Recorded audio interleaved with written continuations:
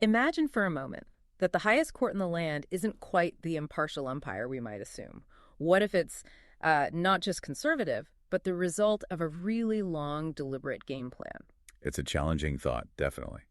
And it's the core idea explored in Senator Sheldon Whitehouse and Jennifer Mueller's book, The Scheme, How the Right Wing Used Dark Money to Capture the Supreme Court. Exactly. So today we're going deep on that.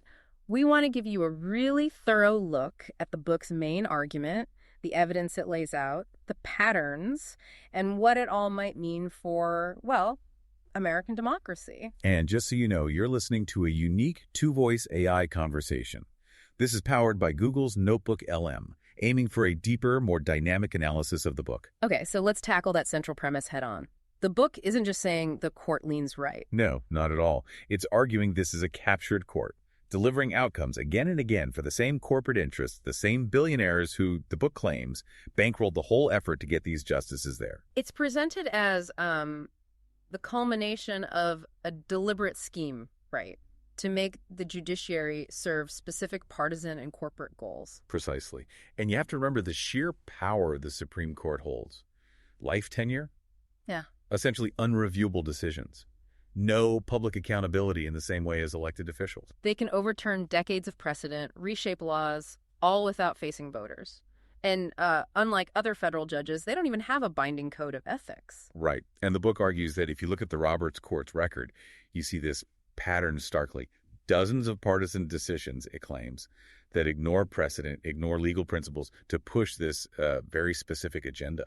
An agenda, the book says, is really out of sync with what most Americans actually want. Yeah, things like unleashing, huge amounts of dark money in politics. Making it harder to vote. Letting corporations avoid lawsuits, avoid liability. Undermining civil rights. Denying people access to juries, even. And the scale of the money involved. Yeah. It's staggering. The book talks about millions, probably billions, spent over decades by corporate interests. Pouring money into promoting these fringe legal theories, even theories designed to weaken the government itself. Exactly. It goes way beyond just normal lobbying. So the book essentially asks you, the listener, to act like a juror. Put aside what you think you know, look at the evidence presented, the patterns, the money trail, and decide for yourself if the alarm bells are warranted. Makes sense. So if this is the premise, what's the motive? Yeah. Where did this alleged scheme even begin? Okay, to understand the why, the book takes us back to the 1960s, the 70s, a time of huge social change. Right. You had the rise of consumer activism, environmentalism. Mm-hmm. Think Ralph Nader, Rachel Carson's Silent Spring. And corporations were getting increasingly frustrated, right? Suddenly facing demands for accountability, unsafe products, pollution. It wasn't just activists. Congress was passing major legislation. Landmark stuff. The Civil Rights Act, Fair Housing, Voting Rights, Title IX. Clean Air, Clean Water Acts. And interestingly, Republican presidents like Nixon signed a lot of this into law, even created the EPA. Even the Supreme Court at the time, under Chief Justices Warren and Burger, both Republicans, by the way, was moving in a progressive direction. Yeah. Think Brown v. Board, one person, one vote, Miranda rights, a very different court. But all this progress, legislative and judicial, didn't sit well with everyone. No. The book describes a real conservative backlash. Anxiety, resentment, fueled by big political losses, too, like Goldwater in '64 or David Toss run in 1980. So they felt that direct politics, trying to win elections on these issues, wasn't working for them. Pretty much. The book argues they realized advocating directly for some of their goals was unpopular with voters, so they shifted strategy. Towards what the book calls the crab walk. Yeah, sort of inching forward with misleading claims, incrementally, and crucially, looking more and more towards the courts. Why the courts specifically? Because, as the book puts it, the courts did not have to answer to voters. Simple as that. And this shift leads us straight to the blueprint, the Powell Memo. Ah, yes, the 1971 memo by Lewis Powell, written for the U.S. Chamber of Commerce, Attack on American Free Enterprise System. Pretty direct title. Powell was alarmed. He wrote, "No thoughtful person can question that the American economic system is under broad attack." He meant capitalism, the profit system, but also democracy itself, he felt. And who were the attackers in his view? Not radicals, but perfectly respectable elements of society. Colleges, the pulpit, media intellectuals, artists, even politicians. He named Ralph Nader specifically. And the really striking thing, just months after writing this blueprint for corporate counterattack, Powell gets nominated to the Supreme Court. exactly. And the memo, never disclosed during his confirmation. His own biographer didn't even mention it. And the book argues that, as a justice, Powell really put his memo into action, particularly expanding corporate money's role in politics. Setting the stage, essentially. Okay, so Powell provides the blueprint. How is it put into practice? That brings us to the means unleashing dark money. Right. Political spending used to be mostly direct contributions. But money, as the book says, is like water. It finds an outlet. And that outlet became these increasingly shadowy outside groups. And the idea that these groups, like super PACs, are truly independent of campaigns, the book calls that a joke. Citing examples like former campaign staff running them or candidates posting ad footage for them to use. Exactly. It's an illusion. And the secrecy is key. Super PACs can use front groups to totally hide the real donors. Front groups the book describes as disposable, built to inject lies and vanish. Talking about the tsunami of slime in elections, like the $14.4 billion spent in 2020, much of it untraceable. And the Supreme Court played a huge role in enabling this. Absolutely. Buckley v. Vallejo in '76 started it, opening the door to unlimited spending by outside groups, despite trying to limit corruption. Then Bellotti in '78 invented this corporate right to hear, giving corporations a political voice the founders likely never intended. Which led directly to more of these anonymous nonprofits. But the big one, the one everyone knows, is Citizens United in 2010. Right. That unleashed unlimited independent corporate and union spending. And it was based on this idea that transparency alone would prevent corruption. An idea, the book argues, is demonstrably false. So you end up with this massive apparatus, super PACs handling billions over $1 billion from just 11 donors since 2010. Then the 501c, nonprofits, spending up to half their money on elections, donors hidden. A loophole the Trump administration actually widened. Right, they didn't even have to tell the IRS who their big donors were. And don't forget, corporate shareholder money used for politics, often without investors even knowing, and efforts to regulate that were blocked. It creates what the book calls a deadly spin cycle. Dark money captures the court protects dark money, around and around it goes. So, who are the key players orchestrating this? The co-conspirators, as the book puts it. Well, the Federalist Society is central, often seen initially as just a debating club.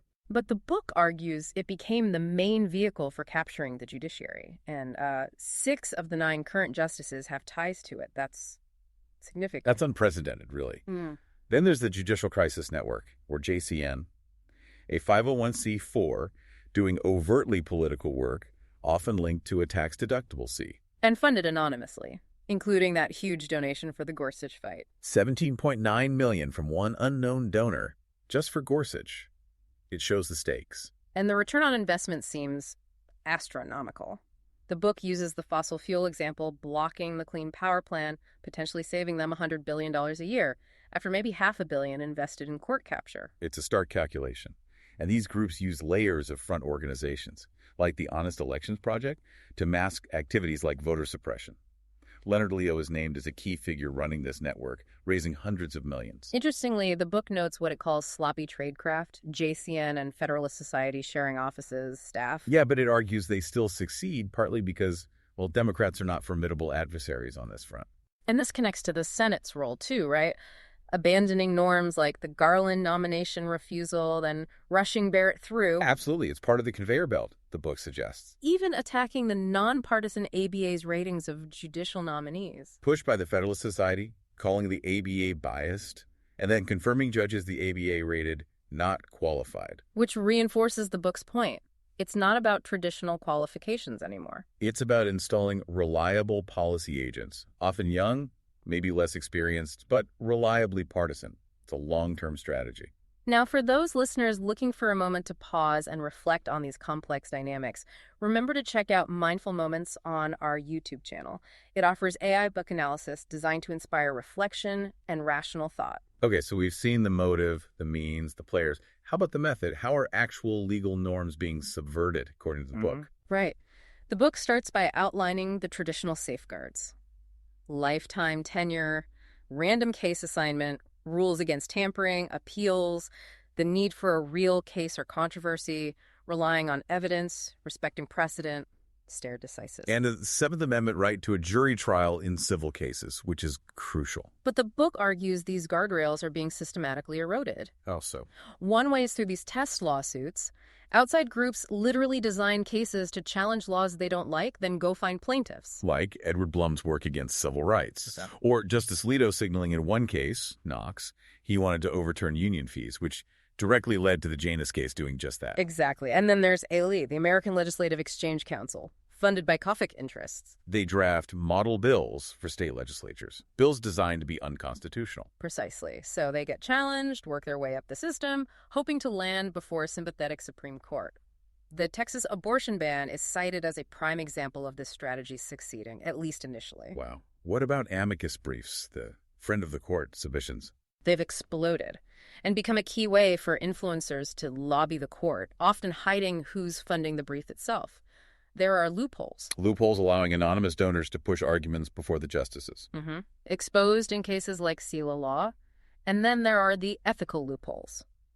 Judicial gifts. The personal hospitality exemption. Right. The book gives examples like Justice Scalia's undisclosed hunting trips with donors, including NRA leaders, when a major gun case, Heller, was pending. And, of course, the extensive undisclosed favors from Harlan Crow to Justice Thomas. It's not just optics. It raises fundamental questions about impartiality, which ties into what the book calls cultural capture. Justices socializing with the wealthy donors and activists who help get them appointed. Exactly. Hobnobbing with the very people whose interests might come before the court. It looks problematic, to say the least. And finally, there's the shadow docket. Yeah, this rise in emergency orders issued without full briefing, oral argument, or detailed reasoning. But these orders can still set precedent. Like the Texas abortion ban being allowed to take effect via the shadow docket. That's the key example the book uses. Major decisions happening outside the normal transparent process. Okay, so all these methods. Yeah. Where does it lead? What's the payday, as the book puts it? This is where the book presents its most striking quantitative claim. It analyzed the Roberts Court's 5-4 civil cases from 2005 to 2018. The really divisive ones decided along ideological lines. Exactly. In 73 cases where the conservative justices stuck together on ideologically charged issues, the book found that conservative big money interests won every single time. 73-0. 73-0. That's statistically incredible. And the book says by the time Justice Barrett joined, the pattern held, making it effectively an 80-0 record in these specific identifiable cases benefiting specific partisan interests. Wow. Okay, how does the book break down these victories? It puts them into 4 main buckets. Yeah. First, controlling the political process. So campaign finance, like Citizens United. Right. Gerrymandering, making partisan maps basically immune from federal court challenge in Rucho, gutting the Voting Rights Act in Shelby County, even creating a constitutional right to dark money in AFP v. Bonta. Okay, category 1, what's next? Second, protecting corporations from accountability. Shielding them from lawsuits. Yeah. Limiting environmental regs like the Clean Power Plan. Exactly. Dismantling class actions. Expanding mandatory arbitration, which often prevents people from getting to court or having a jury trial like an AT&T v. Conception. Got it. Third category. Third, restricting civil rights and condoning discrimination. Like limiting affirmative action. Making it harder to challenge surveillance, restricting prisoner rights. And the book notes the use of colorblind language to justify outcomes that actually have a disproportionate negative impact on minorities. And the fourth category. Fourth, advancing a far-right social agenda. Rewriting church-state separation, like funding religious schools with tax dollars. Yes. Creating the individual gun right in Heller, overturning decades of precedent. And, of course, the long campaign against abortion rights, culminating in overturning Roe v. Wade. So across these 4 areas, that 80-0 pattern holds in those specific types of cases. In those 80 identifiable 5-4 or 6-3 decisions where a specific Republican Party or donor interest was identifiable in one, yes, that's the core empirical claim. And the book argues this is achieved by disregarding core judicial principles. Like stare decisis respecting precedent. The book says it gets lip service during confirmations, but then gets tossed aside frequently when it benefits the right. Heller, Janus, big reversals. What about judicial restraint? The idea judges shouldn't substitute their views for Congress's. Abandoned frequently, the book claims. Like in Citizens United, where the Chief Justice essentially rewrote the case to strike down the whole law, going beyond what the parties even asked for. And making decisions without a real factual record, appellate fact-finding. Yeah, ignoring evidence, making up facts. dissents in Citizens United, and Janus pointed this out explicitly. And those legal philosophies? Originalism, textualism. Used as fig leaves, the book argues, applied inconsistently. How can originalists invent a corporate political rule or an individual gun right not explicit in the text while ignoring the explicit Seventh Amendment jury right? It suggests the outcomes drive the reasoning, not the other way around. That's the unavoidable conclusion the book presents. The 80-0 record, it argues, points strongly towards an outcome-driven court, not a principle-driven one, leading to a loss of legitimacy. So let's recap. The book lays out this massive secretive effort, $500 million via front groups, judges auditioning through their prior rulings or affiliations, techniques mirroring regulatory capture, and this stark 80-0 pattern. Yeah, it's a comprehensive case. And the deep implication, a majority of the court confirmed by senators representing less than half the country. Minority rule, essentially embodied in the highest court. And while courts should protect minorities from the tyranny of the majority, this book asks, is this court protecting the public from the schemes of big influencers? It leaves you wondering, doesn't it? What does that mean for democracy? We really hope this discussion has helped clarify the arguments and evidence presented in the scheme. For more analyses like this, check out Mindful Moments on our YouTube channel, AI-powered book analysis for reflection, and explore our other podcasts too. It certainly gives you a lot to think about regarding the future of American democracy and the role of the court. Absolutely. We encourage you to subscribe, share this deep dive, maybe even grab a copy of The Scheme. There's a link to support the authors and explore further. Most importantly, keep thinking critically about the information you encounter and the powerful institutions shaping our lives.